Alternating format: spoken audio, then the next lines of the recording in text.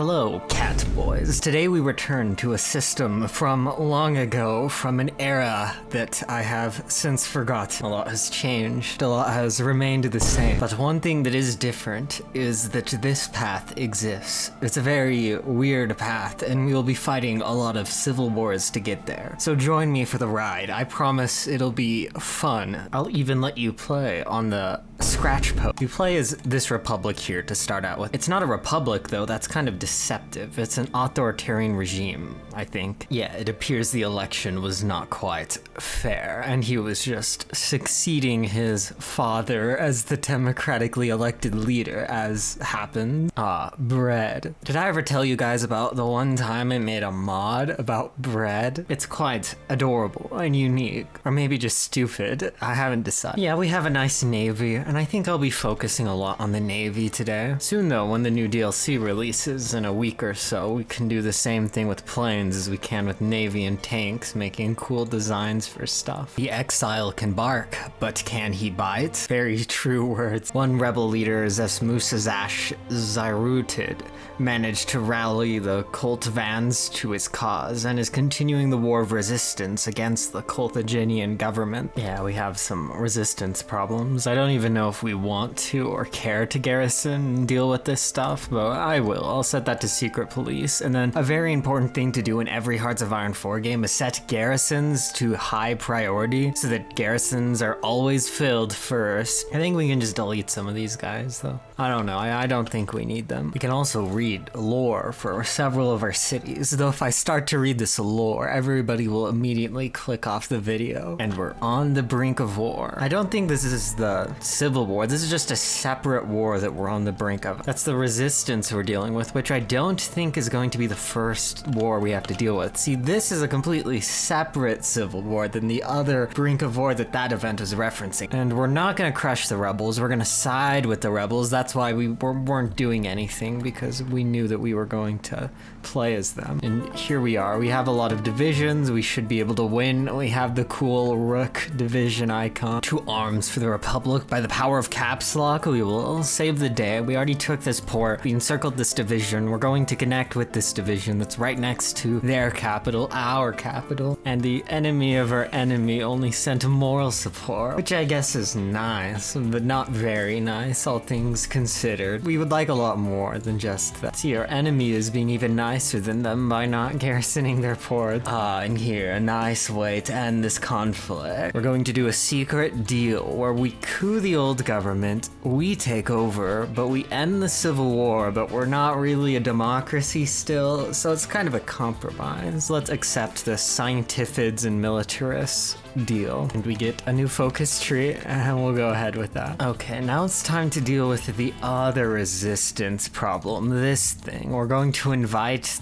the leader to negotiate. It also looks like in 15 days, there's going to be a violent succession. But as we invite him to the capital, he is killed in the capital, which doesn't really make things better, but they're rebelling anyways. So I guess it just speeds it up. Instead of in 14 days, it's happening now. But we are now going to play as the Revolt in the East. So this is our second time breaking away and playing as the country. We're now communist, and we have quite the nice focus tree. See, if you absolutely love civil wars, this is definitely the path for you. Unfortunately, we no longer have a navy because I guess this isn't really a civil war, it's more of an uprising from an occupied territory. So yeah, no navy for us. That's only a minor inconvenience. Now we can't scare the AI by doing naval invasions, even though that naval invasion was unnecessary because we just couped the government and ended the civil war in a tricky way. This is kind of bad though, because all of our divisions only have 4 battalions of infantry, so these are pretty terrible. I guess we'll get 3 more 8-width divisions. I really hate 8-width divisions, but 3 8-width is better than 0 nothings, if that makes sense. I don't know what I'm saying. I'm sorry, the civil wars are finally getting to me. Oh, and I even talked about the whole navy thing, but then I still forgot to defend from their naval invasions. Or maybe I'm fine with the naval invasions if they naval invade, encircle themselves, keep keep attacking into defensive positions. And we luckily finished off this division that was on this tile moments before they're going to break the encirclement. We can't really hold here anymore. It's a plains tile, which is the hardest tile to defend. We would much rather defend this jungle fort. Still have 0 civilian factories, so that is very bad. And we finally got 120th division. I know it's not much, but this one division counts as like 3 of our other divisions, so it's by far the best division we have. Though we aren't making artillery, so as we use it up,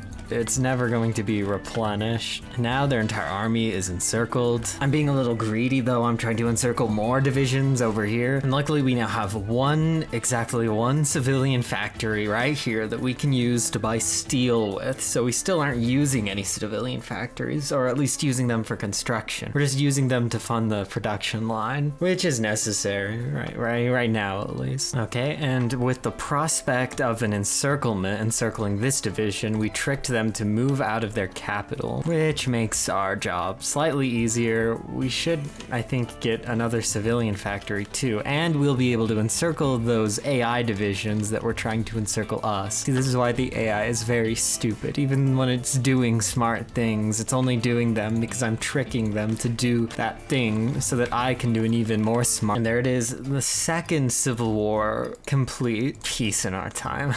Hopefully that's foreshadowing enough. See, now we have this new special UI. I think this is an overview of all the percentages everywhere. Yeah, it looks like it. Anarchy sounds interesting. To say that the domestic situation in Carthage has deteriorated would be an understatement. Yeah, don't worry, it's fine. It's just a good excuse for everybody to hide in their homes and cuddle. And the Star Father's children, these masked figures, have seized control of a region. Who are these people even? Yeah, I don't know, but the Star Father becomes the leader of the supremacist party. A requiem for a dream. The Zarshat looked out from her personal manor on the island of Zajurba. Things weren't going well. The damn Starites had repelled government forces from the Hippone once again, and she couldn't be in Carthage because there were threats on her life. There would be a war, another one. Perfect. Yeah, what we need is another war. See, instead of actually doing anything, I think we should just use our political power to do war propaganda. Rally what's left of the army. I'll do this myself. Great, now she's having a Thanos moment. So now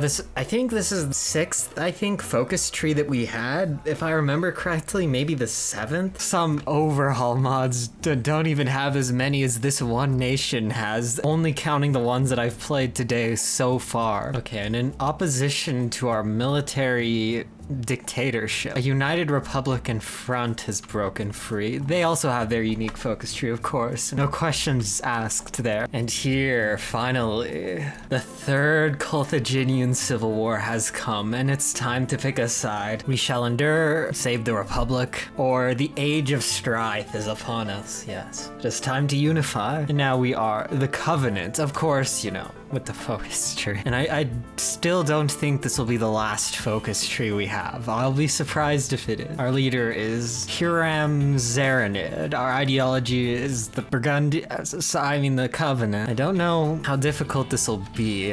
If I had to guess, we're the most powerful faction. Or it looks like the Republic is pretty strong. We're at least not the weakest faction. And we'll be able to play the other 2 sides off of each other. So I'm not too incredibly worried about winning this. Oh, and the Cultivan Republic broke free, of course. Also, I promise I didn't do this general thing. The AI just originally had control of this country, so everything looks terrible. But not for long. So, in the 3rd Civil War, here's our goal. We try to get the 2 sides to attack each other and not attack us so we don't lose our valuable resources. The only attacking we'll do is advancements in areas where we can get encirclements. Like, this is all encircled, but we might as well just tried to get the Carthaginian Federal Army to clean it up for us. Or maybe we can encircle them, so then there's just these two encirclements next to each other. And the AI did this focus for us, so I guess we don't have to worry about choosing. Hear me and rejoice, O spirits of Equinity, who have the privilege of being saved by the great Star Father. Maybe he isn't so bad. He's giving food to the people who need it. We'll recruit the amazing architect of the works of beauty and get permanent weekly stability, so stability will never be a problem again. Okay, and one of the factions has lost. I don't know if we'll be able to take anything, but